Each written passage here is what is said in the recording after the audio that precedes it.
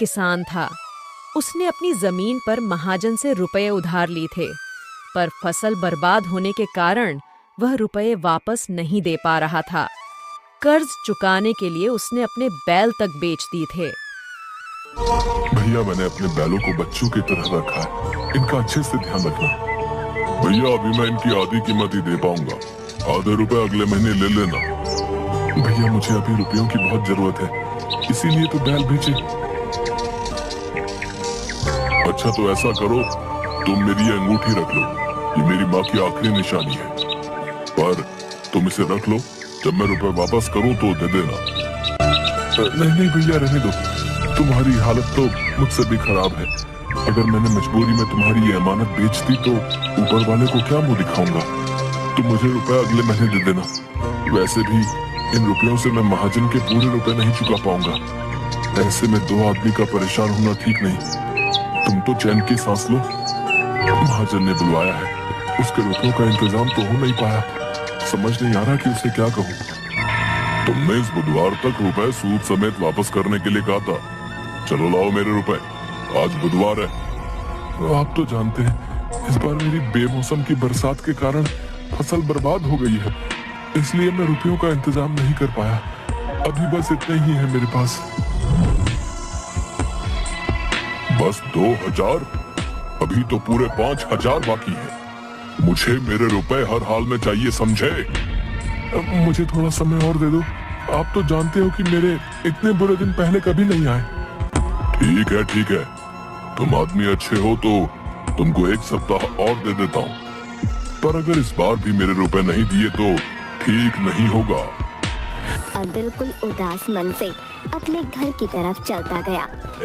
तुम सुनो, क्या सोमू का घर यही है? बाहर बुलाओ उसे, पैसे लौटा दे, ये अपनी जमीन और घर, समझी ना?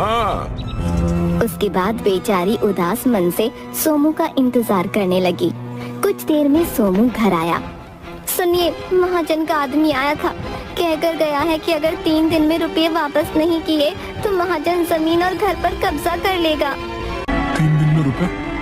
यहाँ तो खाने के लाले पड़े हैं। सुनिए, आप उस आदमी से रुपये वापस मांग लो जिसे पिछले साल दिए। नहीं नहीं, शमशेर से किस मुंह से रुपए वापस मांगू? उस आदमी ने अनजान होकर भी मुझे बीमारी में अपने घर में रखा, मेरी सेवा की, ध्यान रखा। वो नहीं होता तो शायद आज मैं तुम्हारे सामने नहीं होता।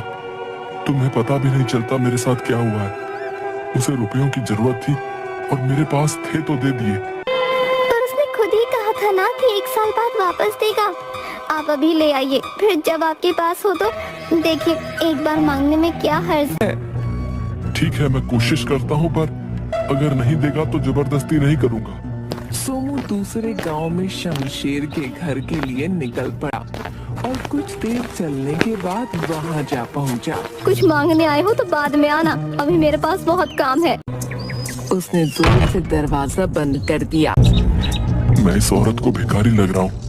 हे राम, मेरी हालत ऐसी हो गई है। फिर उसने खुद को देखा। हे राम, कुर्ता फट गया है। फिर उसने दोनों हाथों से कुर्ते को थोड़ा नीचे किया। दोबारा दरवाजा खटखटा।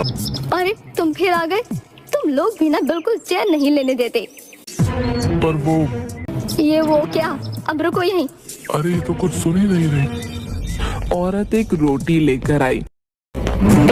ये लो, अभी सब्जी नहीं है तो प्याज के साथ खा लेना, और हाँ, अब पैसे मत मांगना, रोटी दे रही हूँ, चुप। पर आप मेरी बात तो सुनो। अरे, अभी भी कुछ कहना है?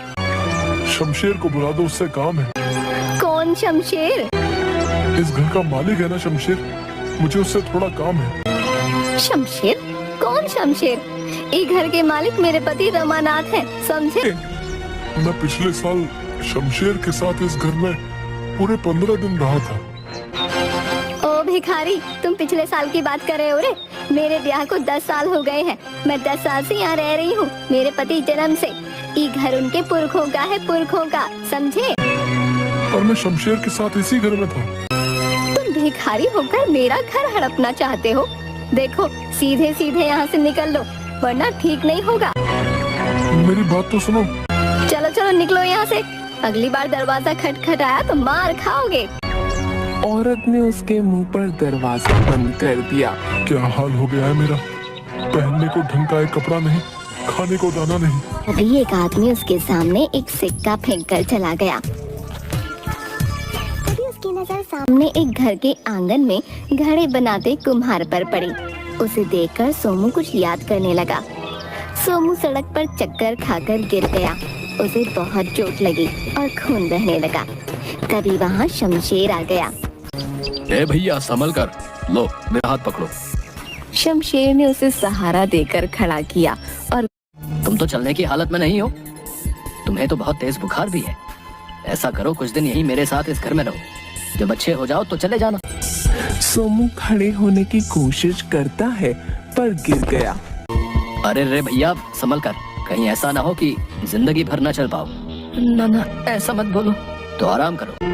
शमशेर ने उसकी बहुत सेवा की। सोमू अब थोड़ा बहुत चलने लगा। यहाँ भीतर पड़े पड़े जी घबराने लगा है, थोड़ा बाहर हो आऊं।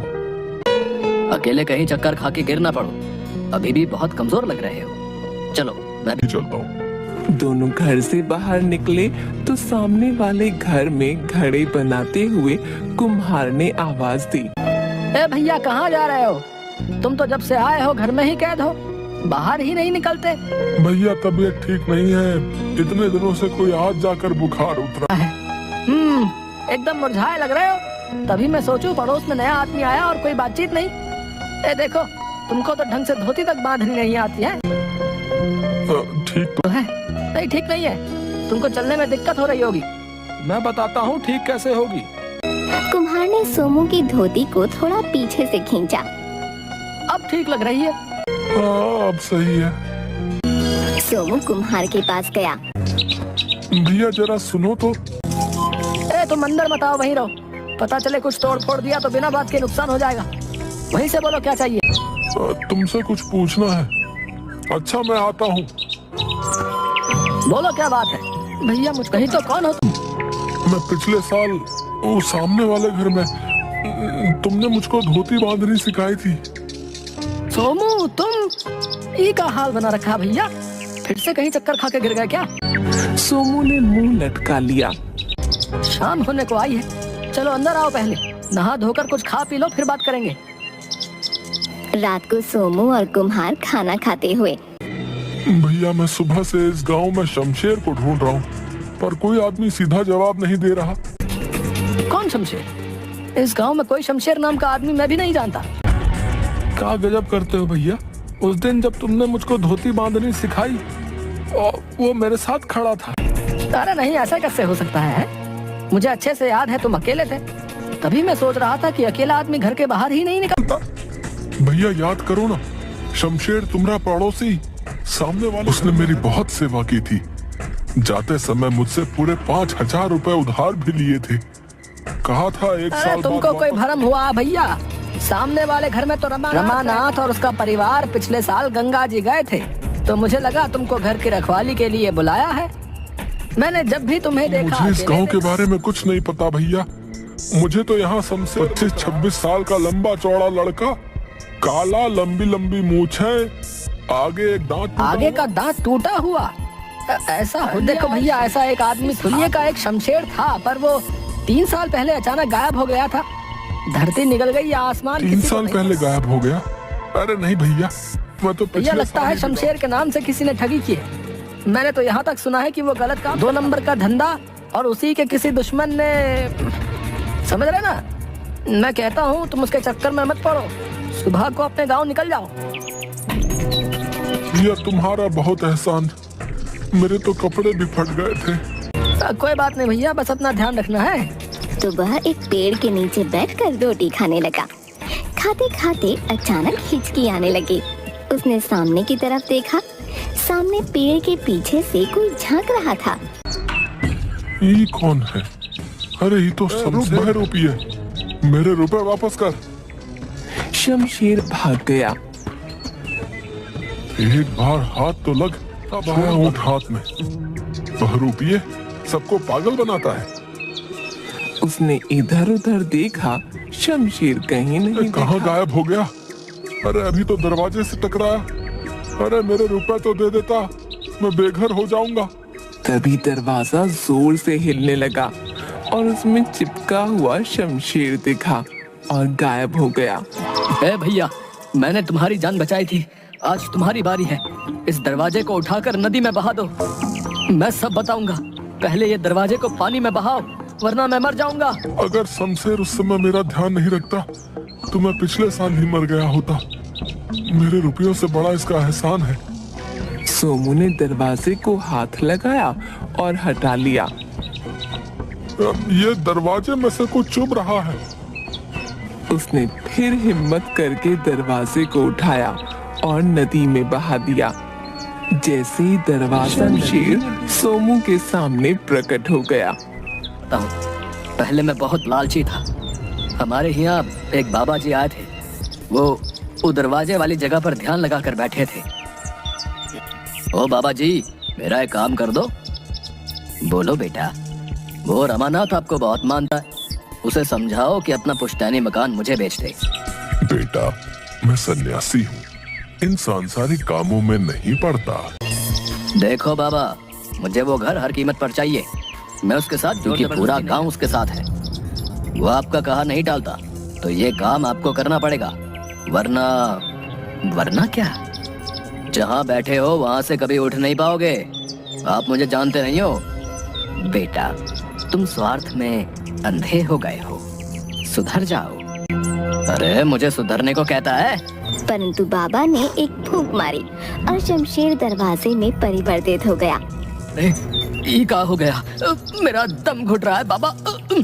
तुम्हारे पाप का घड़ा भर गया है। माफी इतनी आसानी से नहीं मिलती। माफ कर दो बाबा, माफ कर दो। ठीक है, आ जाओ बाहर। शमशीर दरवाजे से प्रकट हो गया।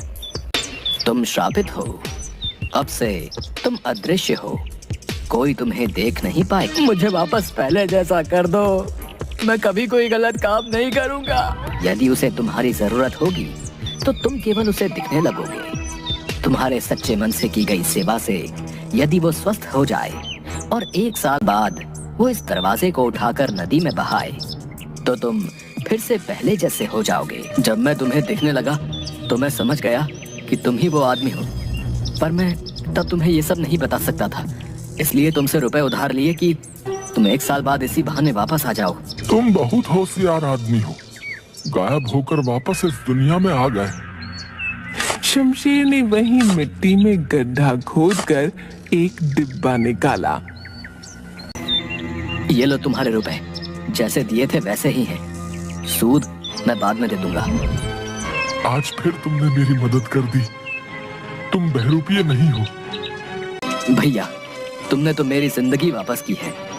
अब मैं भी तुम्हारी तरह सच्चा आदमी बनूंगा।